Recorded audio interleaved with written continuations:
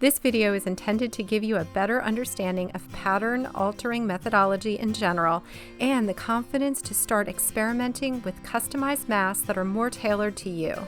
Stay with me to the end. The first part of this video is basic theory, giving you several ideas as to how to customize your mask. But at the end of the video, I give an important key and a tip to doing this easily. I will also give you a little something to get started. I will be demonstrating using the Olson mask pattern. For help sewing this mask pattern together, watch my video on how to sew the Olson mask quickly. Both the pattern and the video are linked below. Some people find that it works to resize the mask by printing out to a different scale, such as printing to 80% or 120%. This will reduce or enlarge the mask, but will do so in all directions. Ideally, we want to make specific changes to the distance between the nose and chin or in the width. It may make sense to just add to the outside of the pattern or cut off a section, but when altering a pattern, fabric is usually added or deleted in the middle of the pattern, not around the edge. Very basically, you can slice your pattern piece lengthwise from center to cheek. You can add or subtract fabric between these pieces in any amount or configuration you want. You can also cut from bottom to top of the cheek and widen or narrow the mask. Let's start with a basic alteration and add distance between the mouth and the nose. Slice from the curve towards the cheek across the center of the pattern. If you don't want the side near the ear to get bigger, then just stop slicing at the seam allowance. Spread the pattern open as wide as you would like. In this case, my wedge added about 5/8 inch additional fabric in the center of the face. Here is the altered face pattern piece versus the original. Do you see the gradual widening of the pattern? Here's the finished mask I made with the altered pattern. When I lay the original size mask on it, you can see the cheeks are the same near the ears, but then it gradually increases both toward the chin and the nose, just like the pattern. Let's add more height near the nose. Slice across the top of the pattern and open up that wedge. Tape the pattern in the shape you want.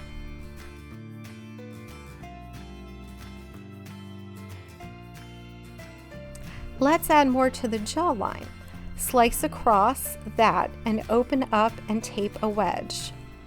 Let's compare the 3 different altered patterns and see where the changes are.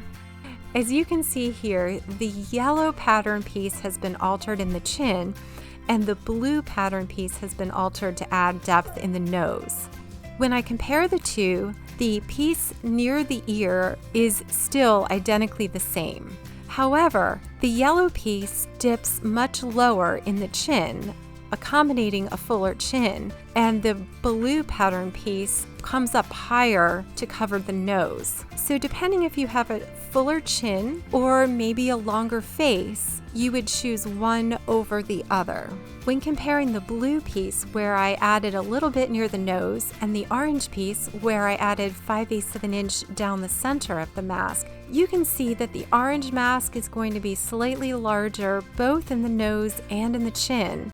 Here I have the yellow face piece that I opened up about 5/8 of an inch near the chin, and the orange face piece that I opened up in the center of the mask. You can see that it's slightly larger at the nose, but I have dropped the chin line significantly, which you can see on the back. So the basic principle is to slice the original pattern near where you want the most increase and as far as you want the increase to go.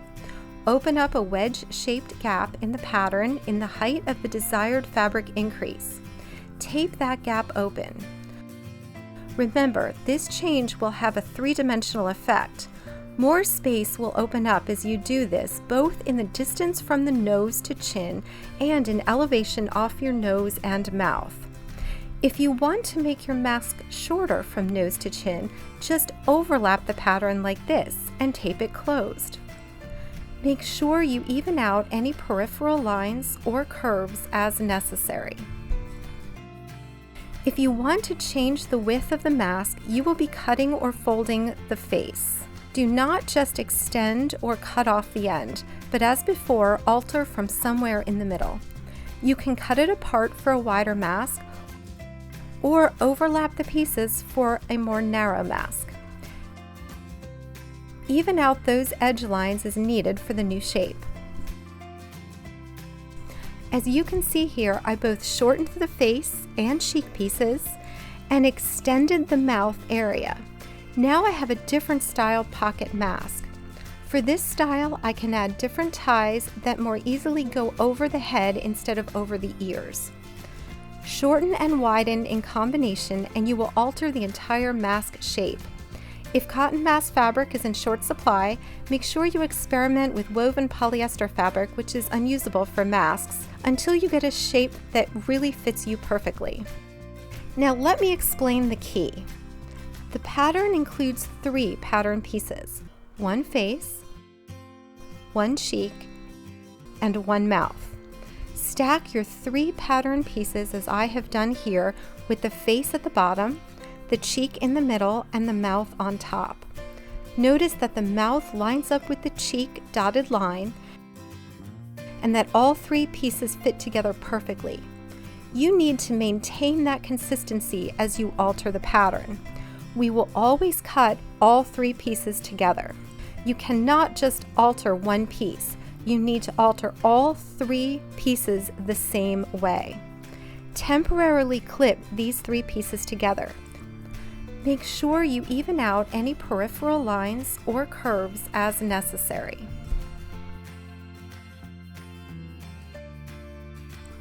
Tape each piece open separately, with the wedge opening consistently in each piece.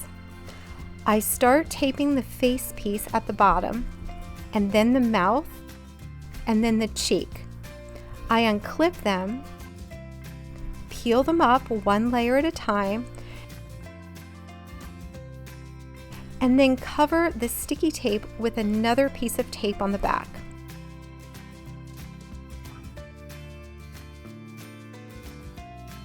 Stack the pieces again to confirm that they are still the same. Once you alter the pattern, you may go ahead and just make masks the same way as the directions indicate, or as I have suggested in my Olson mask directions and tips video linked below.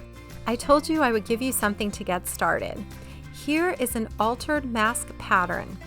I have altered it by 1 inch in the center of the mask. Feel free to download this pattern and start by making a sample for sizing purposes. I have linked this mask pattern below. If it works for you, fantastic. If not, it'll give you some ideas as to how to start altering from that point. Thank you for watching. I hope you now have the skills and confidence to create custom masks that fit you perfectly.